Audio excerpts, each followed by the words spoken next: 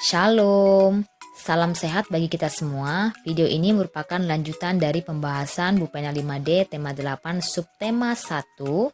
Namun sebelumnya, bagi yang belum subscribe, silakan tekan tombol subscribe dan lonceng notifikasinya agar tidak ketinggalan video-video selanjutnya. Muatan Bahasa Indonesia menuliskan peristiwa yang terdapat pada teks non-fiksi bagian kedua. Peristiwa dalam teks non-fiksi dapat ditemukan dengan membaca teks secara seksama. Urutan peristiwa dalam teks dapat diketahui dengan cara membaca teks secara berurutan dari awal hingga akhir teks. Dalam pencatat peristiwa, kita dapat menceritakannya dengan membuat kolom-kolom paragraf atau peta pikiran. Bupena halaman 12 Muatan Bahasa Indonesia, silakan membaca teks yang berjudul Mengenal Rumah Honai Suku Dani di Papua. Kemudian, jawablah pertanyaan berikut. Buatlah tabel daftar pertanyaan beserta jawabannya sesuai dengan teks yang berjudul Mengenal Rumah Honai Suku Dani di Papua. Nah, berikut ini ada tabel pertanyaan dan jawaban. Nomor 1, pertanyaannya adalah, siapa saja yang terlibat dalam peristiwa tersebut? Jawabannya dalam teks adalah suku Dani di Papua. Nomor 2, apa penyebab peristiwa tersebut terjadi? Jawabannya adalah tidak memiliki cerobong asap. Pertanyaan nomor 3, bagaimana cara penyelesaian pada peristiwa tersebut? Jawabannya adalah pintu Honai dibuka sebagai tempat keluarnya asap. Muatan PPKN, keberagaman suku bangsa, rumah adat, dan tari tradisional di Indonesia. Tiap pulau di Indonesia memiliki keberagaman seperti suku, rumah adat, dan tari tradisional. Hal inilah yang membuat Indonesia menjadi bangsa yang kaya akan budaya. Contoh keberagaman yang ada di Indonesia berikut. 1. Pulau Sumatera. Suku yang terdapat di Pulau Sumatera contohnya adalah Aceh, Batak, Toba, Nias, Karo. Sedangkan rumah adat yang ada di Sumatera, Rumah Gadang, Rumah Bolon. Seperti kita ketahui bahwa Rumah Gadang itu berasal dari Sumatera Barat dan Rumah Bolon itu berasal dari Sumatera Utara. Kemudian kesenian daerah di Pulau Sumatera, tari Sodati, tari piring, dan tari tortor. Tari Sodati itu berasal dari Aceh, tari piring Sumatera Barat, dan tari tortor Sumatera Utara. Kemudian Pulau Jawa, suku yang terdapat di Pulau Jawa contohnya adalah Sunda, Baduy, Betawi, Jawa, dan Tengger. Suku Sunda terdapat di Jawa Barat, suku Baduy di Banten, Betawi di Jakarta, sedangkan Tengger itu di Jawa Timur. Contoh rumah adat yang ada di Pulau Jawa adalah rumah adat Baduy yang terdapat di Banten, Joglo di Jawa Tengah, dan Kasepuhan itu terdapat di Jawa Barat. Contoh kesenian daerahnya adalah tari Jaipong terdapat di Jawa Barat, tari Serimpi terdapat di Jawa Tengah, dan tari Merak terdapat di Jawa Barat. Pulau yang ketiga adalah Pulau Kalimantan. Contoh suku yang terdapat di Pulau Kalimantan adalah Ngaju, Dayak, Banjar, Lawangan, dan Bulungan. Sedangkan rumah adat yang terdapat di Kalimantan adalah Rumah Panjang, terdapat di Kalimantan Barat, Rumah Betang, terdapat di Kalimantan Tengah, Rumah Banjar, terdapat di Kalimantan Selatan, dan Rumah Lamin, terdapat di Kalimantan Timur. Sedangkan kesenian daerah yang terdapat di Pulau Kalimantan adalah tari Seri Kuning, tari Jepin, dan tari Gong. Pulau berikutnya adalah Pulau Sulawesi. Suku-suku yang terdapat di Pulau Sulawesi contohnya adalah Minahasa terdapat di Sulawesi Utara, Gorontalo terdapat di Gorontalo, suku Mandar terdapat di Sulawesi Barat, kemudian suku Kaili terdapat di Sulawesi Tengah, dan Bugis terdapat di Sulawesi Selatan. Contoh rumah adat yang terdapat di Sulawesi adalah rumah adat Tongkonan, itu terdapat di Provinsi Sulawesi Selatan, Sauraja terdapat di Sulawesi Tengah, Rumah adat Laikas terdapat di Sulawesi Tenggara. Rumah Bolang Mongondo itu terdapat di Sulawesi Utara. Sedangkan kesenian daerah yang terdapat di Pulau Sulawesi adalah tari Pajaga, tari Mahambak, dan tari Kipas. Tari Kipas itu terdapat di Sulawesi Selatan, tari Mahambak terdapat di Sulawesi Utara, dan tari Pajaga terdapat di Sulawesi Selatan. Kemudian pulau yang kelima adalah Pulau Nusa Tenggara dan Bali. Suku-suku yang terdapat di Pulau Bali contohnya adalah suku Bali terdapat di Provinsi Bali, suku Sasak dan suku Bima terdapat di Nusa Tenggara Barat, suku Flores itu terdapat di Nusa Tenggara Timur. Kemudian rumah adat yang terdapat di Nusa Tenggara Barat dan Bali itu adalah Gapura terdapat di Provinsi Bali, Gapura Candir Bentar ya nama rumah adatnya. Kemudian Sao Atamosa terdapat di NTT dan Rumah Bale terdapat di NTB.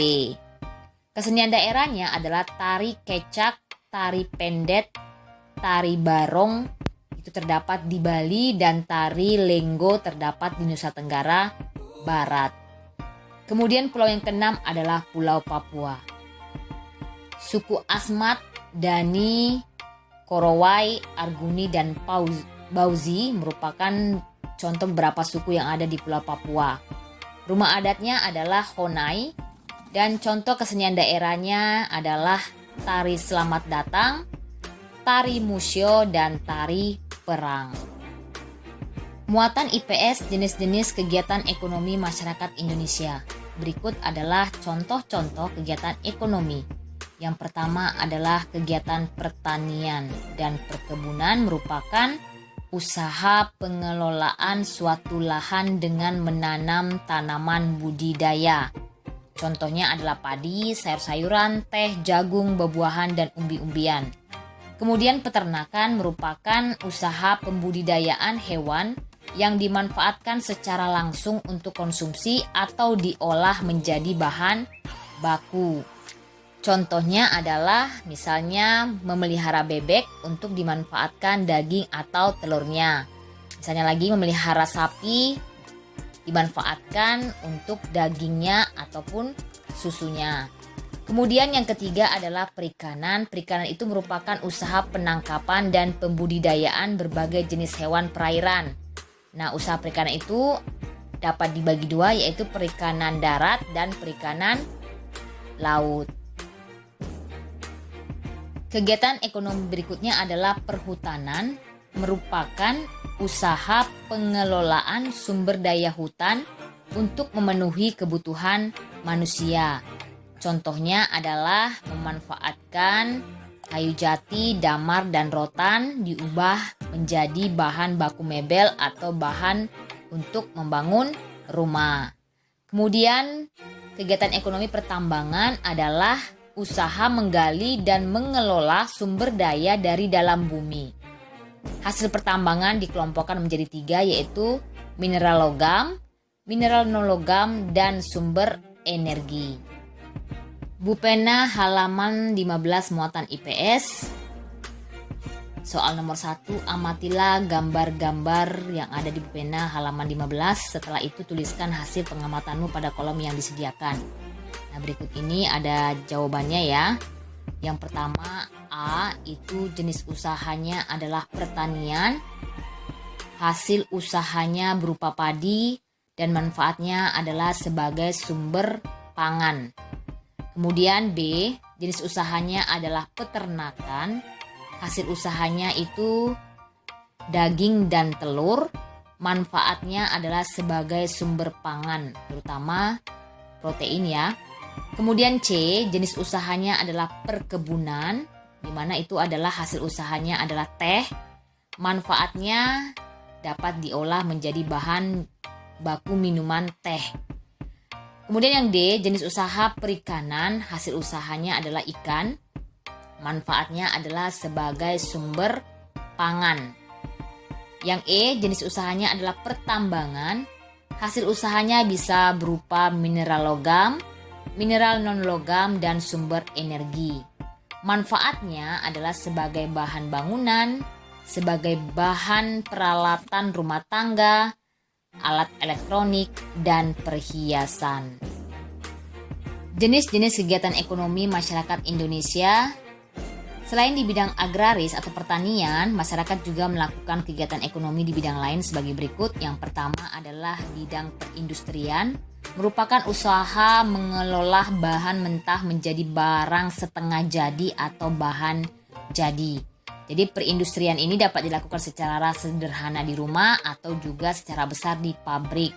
Contoh hasil industri antara lain makanan, pakaian, atau kendaraan, dan masih banyak lagi hasil dari industri. Kemudian yang kedua adalah perdagangan, merupakan usaha membeli barang dari orang lain atau produsen untuk dijual kembali ke orang lain atau konsumen. Perdagangan juga melakukan kegiatan distribusi, yaitu menyalurkan barang hasil produksi kepada konsumen. Kemudian dapat juga dilakukan secara daring atau online shop.